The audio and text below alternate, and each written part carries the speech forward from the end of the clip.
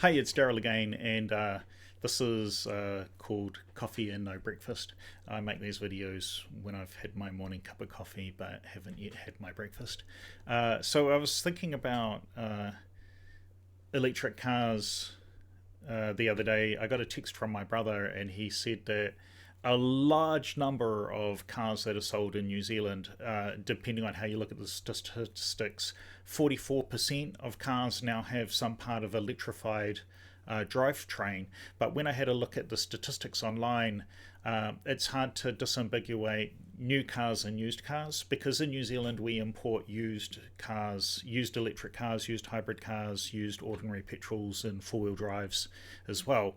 But we also sell new cars. It's a good market because you can kind of get anything that you want depending on whatever your budget is. But what we started is this thing called a Clean Car Discount Program, which also has a high emissions vehicle fee. So if you buy a newly imported vehicle, whether it's new or used, and emits a lot of carbon dioxide per kilometre driven, then it gets a high fee. And if it's on the clean end, like a hybrid car or a plug-in car, you might get a discount. And new fully electric cars get a bigger discount, and used fully electric cars get some discount, and plug-in hybrids get a discount, and normal regular hybrids, and even just some efficient smaller petrol cars, they also get a discount too. So there's something in there for people at every budget range, I guess. But when I looked at the numbers, it looked like 44% of all cars sold have some kind of electrified drivetrain, but 20% of all cars sold plug in now in New Zealand. So that was just since August. It's August 2022.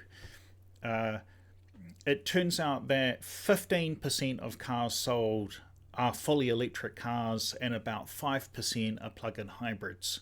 Uh, and of the new cars, I think not very many of them are traditional hybrid cars. So the hybrid cars like a Prius that have been around for 20 years or more, uh, those cars don't.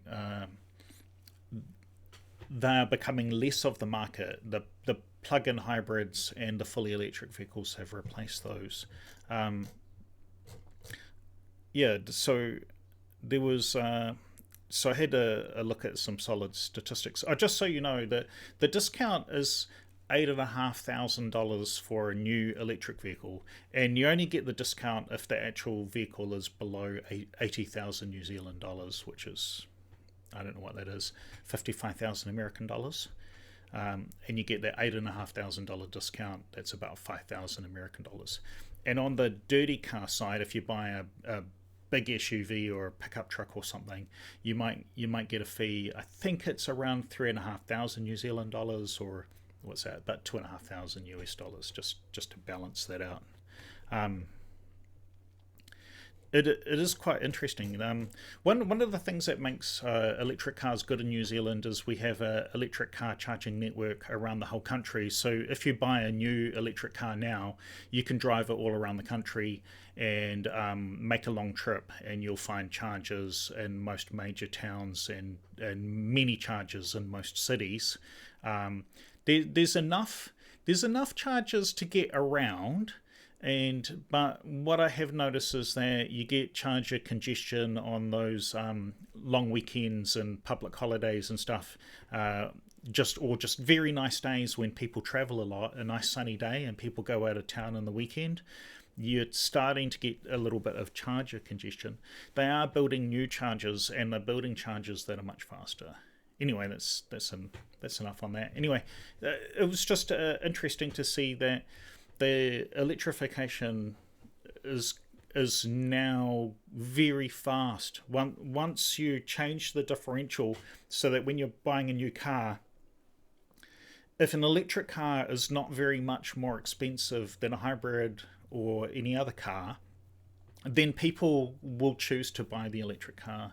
One thing to note is electricity in New Zealand is still a pretty reasonable price compared with some countries around the world. There seem to be a lot of issues around the world with expensive power prices at the moment. But the electricity prices in New Zealand haven't really changed very much over the last 10 years. I think my electricity might be only 10 or 20% more expensive than it was 10 years ago. I haven't noticed very much change to my home power pricing. And the other thing is I've owned an electric car for 5 years, and the cost of charging my electric car is the same. The pricing hasn't changed since I think the network started about 10 years ago for charging outside of the home, and I think the prices are still the same as they were 10 years ago, which is that's pretty good going. Anyway, I think that's enough on that idea. Yeah, thanks for watching, and I'll see you in another video.